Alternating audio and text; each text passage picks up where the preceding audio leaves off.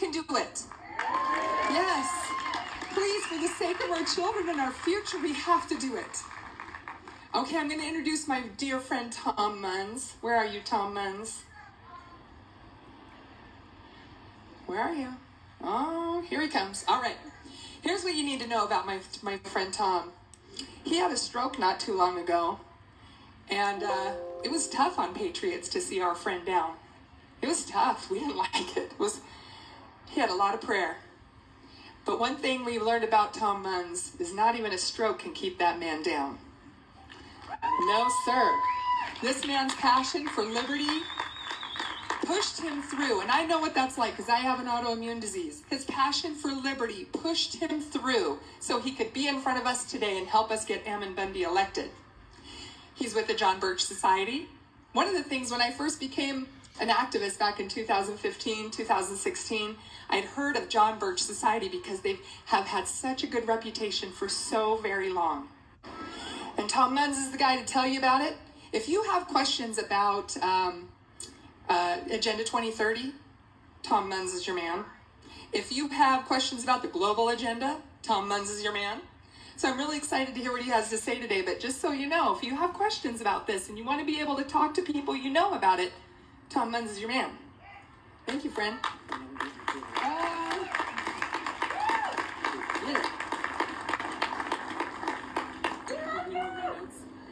Thank you. Can you guys hear me okay? Just a show of hands, how many people know who I am? God bless you guys. Thank you guys so much for your support.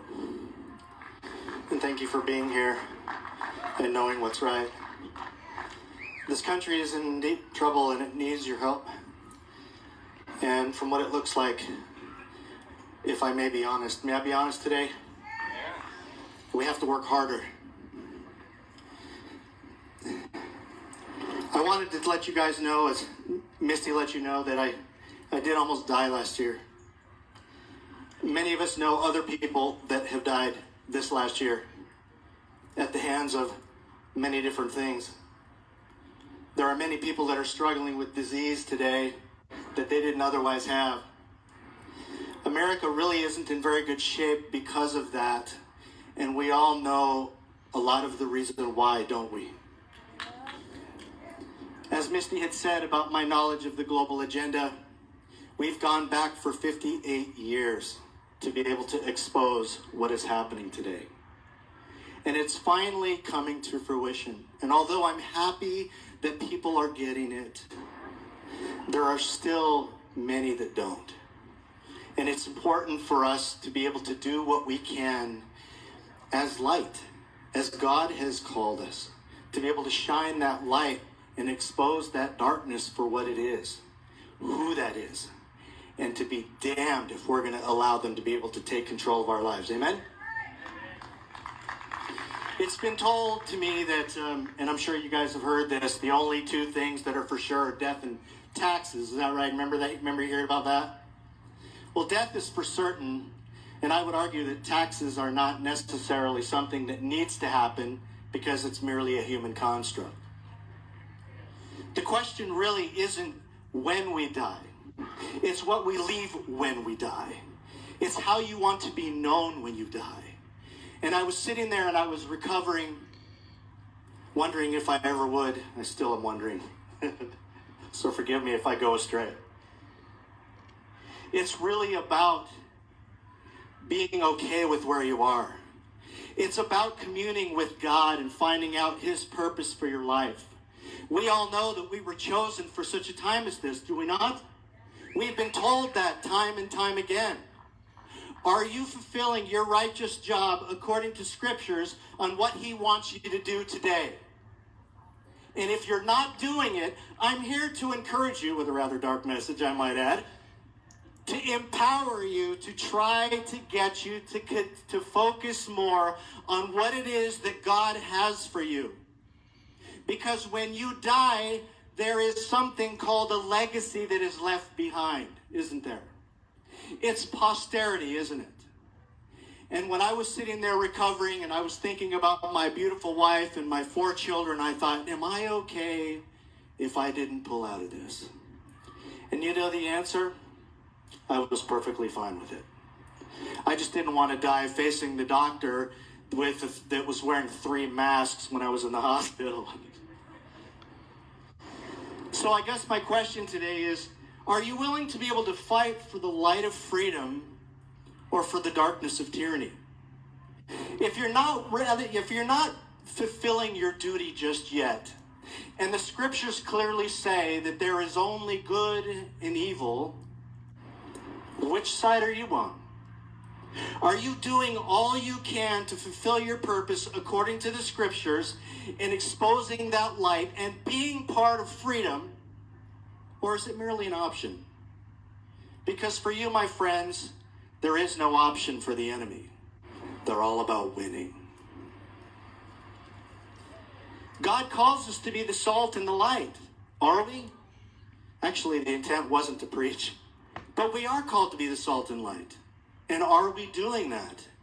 And I have a 5-state area, ladies and gentlemen, that is forcing me to be able to ask these questions. And I was just asked about 10 minutes ago from the guy underneath the blue tent. Sorry to point you out, young man. What are you going to do, Tom? What is it going to take to be able to get people off the couch? And my sad answer was, as long as I've been doing this, I wish I knew. I would say anything that I could within my righteous indignance to encourage people to do more. But ultimately, it's not about words that I can say to you, is it? All I can do is plant the seeds and hope that the good Lord does work in you to help you join the rest of us to be able to understand the ginormity of our situation we are facing today. And I know I might sound like I'm condemning other people. But you know what? I feel like in my righteous indignance, I thought, maybe I should just be nice and preach that tolerant message and, oh yeah, we're going to win and all that. But I can't empower people because I know enough to know that people need to be pulled off the couch by something that emotionally strikes them personally.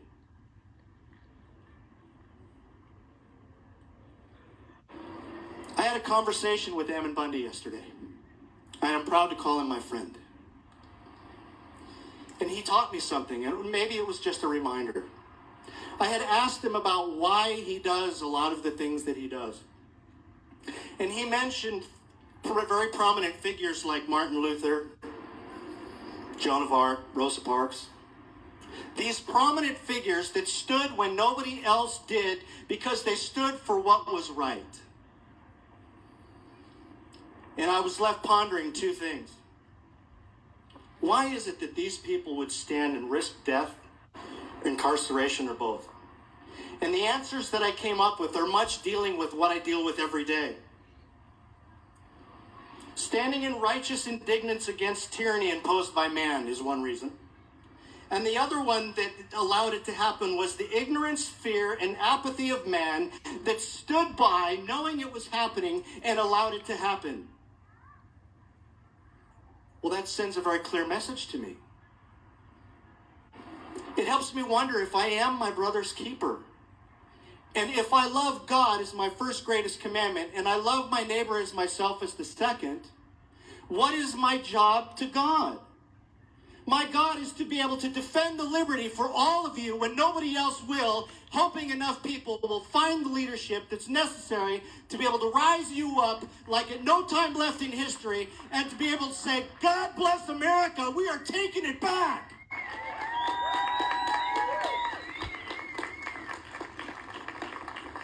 I'm left believing that ignorance comes from indignance, comes from those that honor God. Well, there's no wonder that the government persecutes those that do so because the government merely wants to become God unto themselves.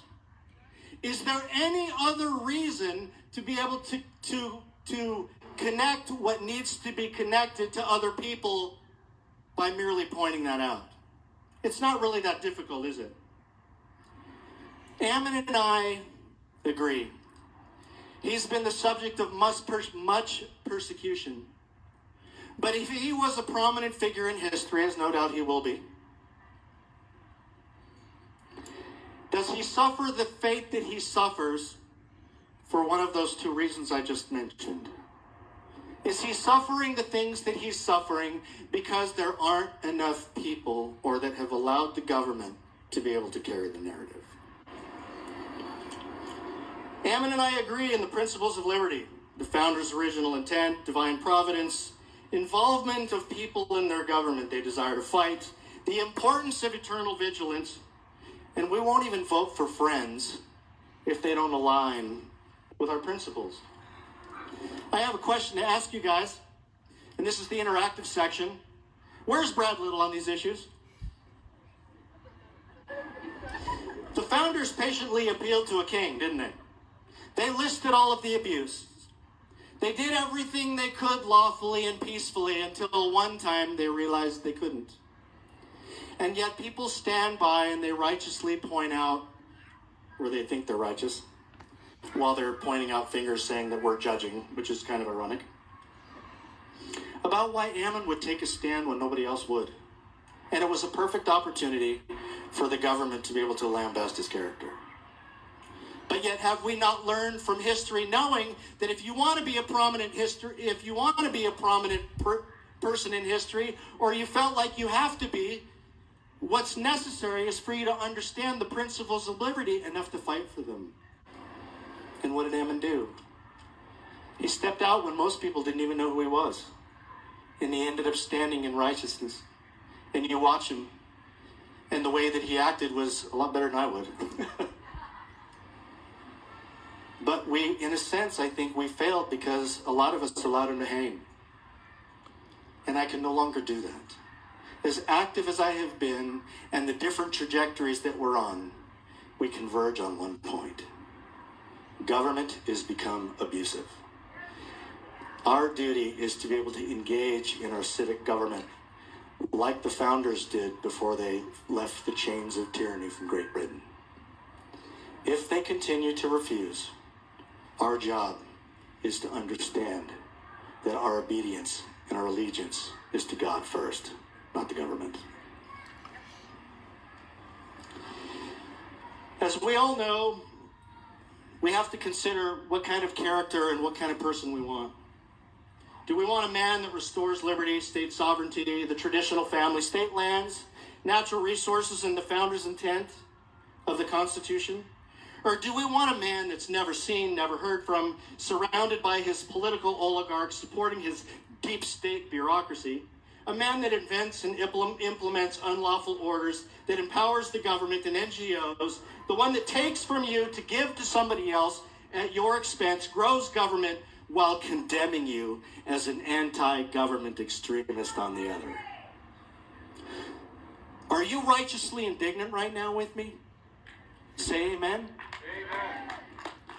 Promise me today is not the only day that you say that. Promise me that you will help educate other people. You will empower other people. And you will stand with other people that have fought for you, with you, and beside you. Vow eternal... I forget the quote. That was another stroke moment. You all know what we're facing with Brad Little. The question is, what are we going to do about it? This guy's outfunded. He's had Otter Pack. Otter Pack was created to be able to keep Idaho red, and red has become watermelon. And I say that we're watermelon. Please don't say keep Idaho red if that's okay. At least not to me. Because I'll tell you that it's watermelon. And you'll say, well, what does that even mean? That's like weird. I'm like, it's green on the outside, and it's commie red on the inside. Which means we're becoming globalists.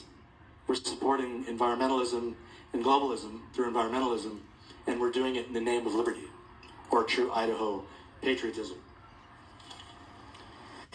As I finish up today, all I wanted to be able to do was say, there may not be a way out of this mess. As sad as to say, I think it's all safe to say, and you said that I can be honest with you. That's not a very optimistic message to leave with us in. But what's important is that we're honest with each other. We take every moment that we can to hold each other accountable like America never has. We forego this garbage about we don't talk about religion and politics. How the hell are we supposed to strengthen ourselves if we don't even know who we are or who the enemy is? How is that possible? How are you going to recognize Marxism that's infiltrated your public school when people are calling it something else? If it's communism or if it's Marxism, call it what it is. I was so frustrated. I'm going to just say this straight out. I'm really frustrated with Americans. Lately, I've found out with this pride thing that's been going on and all that. I said, I went to that gay pride parade in 2009. I went 6 months asking all of my friends if they would join me, and nobody would. Why? Scared? Maybe. My church pastor, he comes at the last minute in the morning just before I'm about to leave. He goes with me, and then he goes to his church. And he says, I had to go because Tom was scared. I didn't even wait for that service to end before I walked out, and I never looked back. We have to maintain our principles. We have to be true to who we are. We have to know who we are. We have to know how to identify the enemy, and we have to open our mouths about it and call it what it is. Because if America and freedom are that important to you, you will not let anybody overstep who you are, and you will not let anybody take over your narrative. The narrative is yours, ladies and gentlemen. The narrative is about freedom and liberty from your founding fathers. It's to be able to establish that legacy for over 250 years. And the one man that I can see that's only here to be able to do that among anybody else is Ammon Bundy.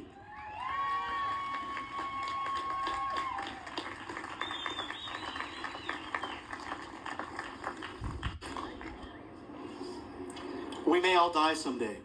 That's for sure. Whether we pay taxes or not kind of depends. But I guess what I wanted to leave with you guys today is, hopefully I was encouraging in some dark, light way, I don't know, is to let you know that we all have a purpose.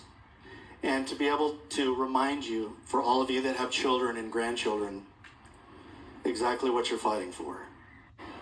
In this world today where people are like, well, I've got my pension.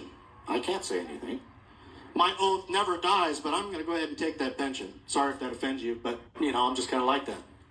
It's like, okay, at some point you're going to have to realize, if that oath never died, then where the hell are you? We have the largest contingency of first responders. All of these people, they get free crap. And you know what? The people that are fighting for your liberty and not out fighting unconstitutional foreign wars are here. What do we get? The better question is why would we want it anyway? Because we don't. We don't do what we do because we want to be popular. We don't do what we do because we want money. We don't do what we want to do because it's anything for ourselves. We do what we do because we understand what's important and what's at stake. And we understand the importance of our children when nobody else does. So I'm going to encourage all of you today to not compartmentalize yourself and think, well, as long as I vote for Ammon Bundy, I've done my civic duty. No. You ain't getting off that easy. Because if I can recognize any of you here and I find you in a public square and you aren't doing things that you're supposed to be doing, and I'm going to ask you guys to do this with me too, is to be able to ask me, what have you done lately? Because accountability comes from being active in your own community and recognize the problem that we have in this country. And if we truly are going to be brothers and sisters of one another as Americans, we've got to be able to work together. We've got to be able to take the hits. If somebody is going to say, Tom, you sounded like you were condemning me, please understand, I'm not here to condemn anybody. I'm here to bring a message to be able to say, look, we got a really bad situation here, and if the only way to get you off the couch is to be able to piss you off, then I'm successful. Anyway, before I finish, the last thing I wanted to say was I was encouraged to speak, and I thank Sarah for asking me. I actually thank Ammon and Lisa for trusting me to be able to speak, especially under my circumstances. And the last thing I ever wanted to do was to be a negative in his campaign. So I hope I've done nothing but make things better and not make things worse. So thank you guys.